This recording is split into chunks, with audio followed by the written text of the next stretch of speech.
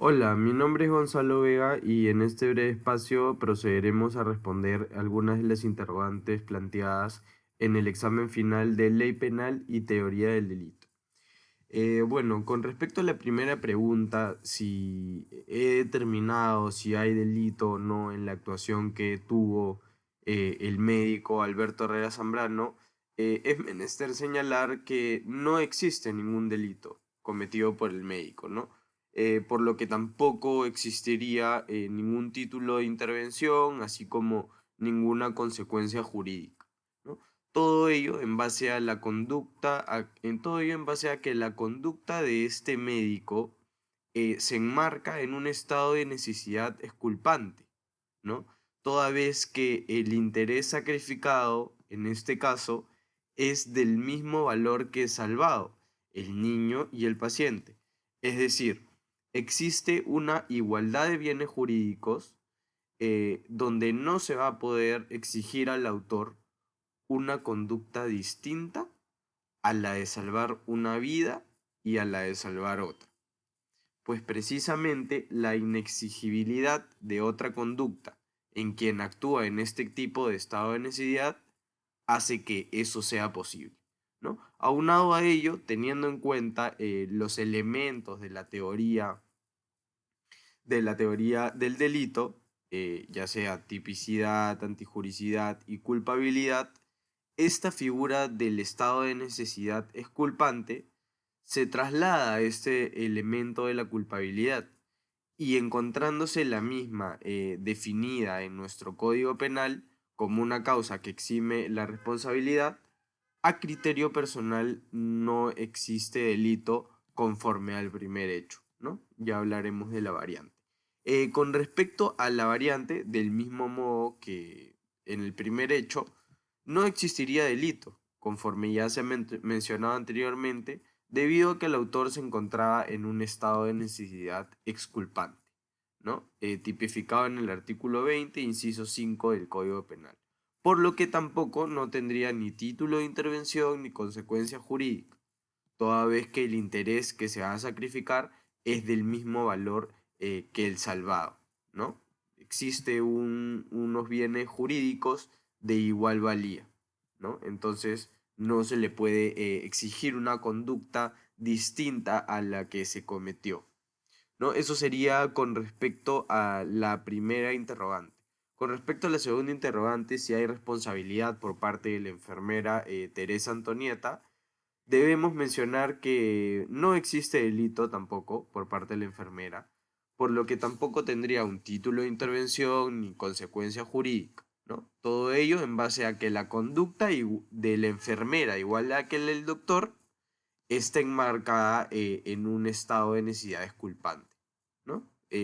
Igual hay dos bienes jurídicos de igual valía, donde no se le va a poder exigir una conducta al autor de la que ya se cometió, ¿no?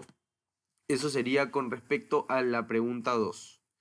Con respecto a la pregunta 3, si hay responsabilidad por parte de Helio Santibáñez y cómo es que, y cuál sería el delito y cuál sería el título de intervención, debemos mencionar que acá sí hay delito, sí existe delito, ¿no? Dado que la persona nombrada atropelló a un niño y no solo atropelló, sino huyó del lugar, dejando abandonado al menor agraviado, ¿no? Al costado del camino, sin atención alguna. Entonces es en ese sentido, en relación al primer hecho, que la persona de Helio Santibáñez es autor de los delitos de fuga del lugar de accidente de tránsito, tipificado en el artículo 408 del Código Penal, el delito, autor del delito de omisión de socorro y exposición al peligro, tipificado en el artículo 126 del Código Penal, y seguidamente de lesiones graves agravada, tipificado en el artículo 121, literal A del Código Penal. Aunado a ello, la consecuencia jurídica aplicable en este caso sería la pena privativa de libertad, dado los delitos que se le atribuyen a la persona en mención.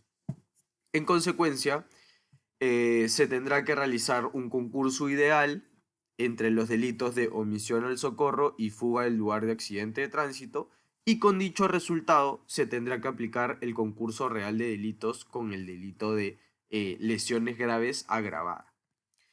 Por otro lado, en relación al hecho de la variante, estando hablando de la misma persona, Helio Santibáñez, tendríamos que es autor de los delitos de fuga del lugar de accidente de tránsito, tipificado en el artículo 408 del Código Penal, omisión y exposición al peligro, tipificado en el artículo 126 del Código Penal, y homicidio culposo, dado que en la variante el menor fallece producto del accidente, ¿no? Entonces, aunado a ello, la consecuencia jurídica aplicable al caso sería la pena privativa de libertad, dados los delitos que se le atribuyen, ¿no? Entonces, en consecuencia, se tendrá que realizar un concurso ideal entre los delitos de omisión al socorro y fuga del lugar de accidente de tránsito, y con dicho resultado se tendrá que aplicar el concurso real de delitos con el delito de homicidio culposo, dado que el menor falleció. Por último, complementando mi intervención, en la pregunta 4 nos manifiesta que precisemos en una o dos palabras si se presenta alguna forma de dolo, culpa, error de tipo, error de provisión, de qué clase, ¿no? Entonces es menester señalar que para el médico Alberto Herrera, tal como se mencionó anteriormente, existe un estado de necesidad disculpante, ¿no? El cual opera como causa que exime la responsabilidad penal, tipificado en el artículo 20, inciso 5 del Código Penal. En cuanto a la enfermera Teresa Antonieta, tenemos que, igual como se mencionó anteriormente, existe un estado de necesidad disculpante, el cual va a operar como eximente de responsabilidad penal. Y por último, la persona de Helio Santibáñez, se presenta la culpa, ¿no? Debido a que se le imputa delito de homicidio culposo, dado que el menor falleció y no se indica en el caso, pero aparentemente él no había tenido la intención de matar, sino fue algo fortuito, ¿no? Entonces, dicho esto, hemos culminado con el examen. Muchas gracias.